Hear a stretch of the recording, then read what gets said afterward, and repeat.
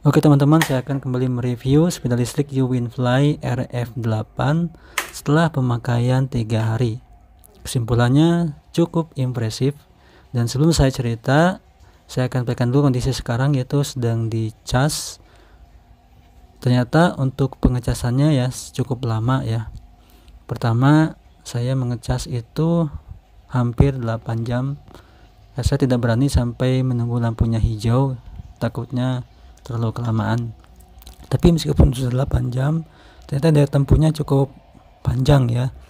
Untuk hari pertama setelah saya bawa dari showroom, itu yang katanya 80%, itu bisa mencapai daya tempuh 35 km.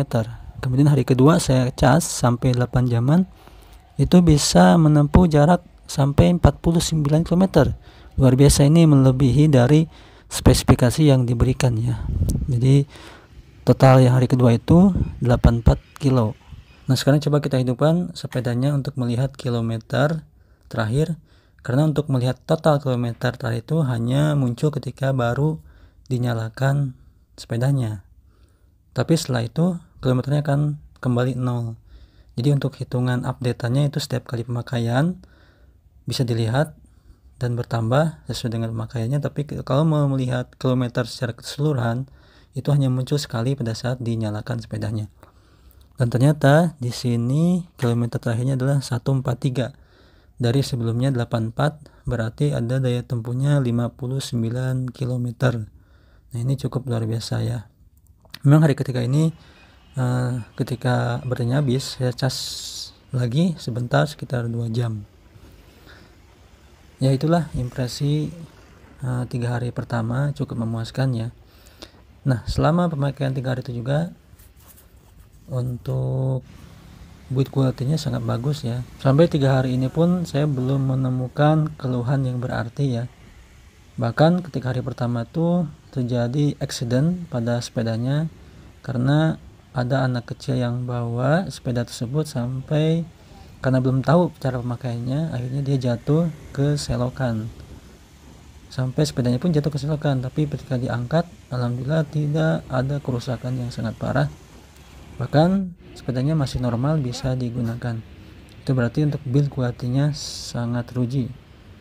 Makanya dikasih garansi itu untuk forknya selama 10 tahun ya. Memang mungkin udah dilakukan pengujian secara kekuatannya.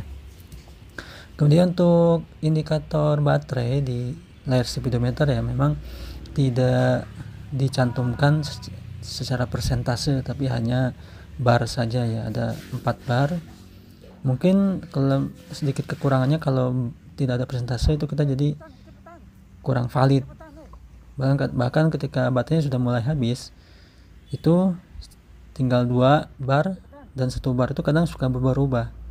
Ketika kita gas kenceng, bahkan di tanjakan, itu barnya langsung 1, tapi ketika dijalankan di jalan datar, kembali datar atau menurun, itu kembali barnya menjadi 2. Jadi agak kurang konsisten ya. Untuk barnya itu suka pindah-pindah 1 ke 2 atau 2 ke 1, tergantung kondisi jalan naik turunnya, dan tergantung dari tingkat gas tangan kita gitu. Tapi sejauh itu sih masih normal, tidak ada yang sampai tiba-tiba lowbat ya, karena memang untuk pemakaiannya pun sesuai dengan kilometernya. Semakin jauh kilometernya, berarti baterainya pun pasti akan mendekati habis.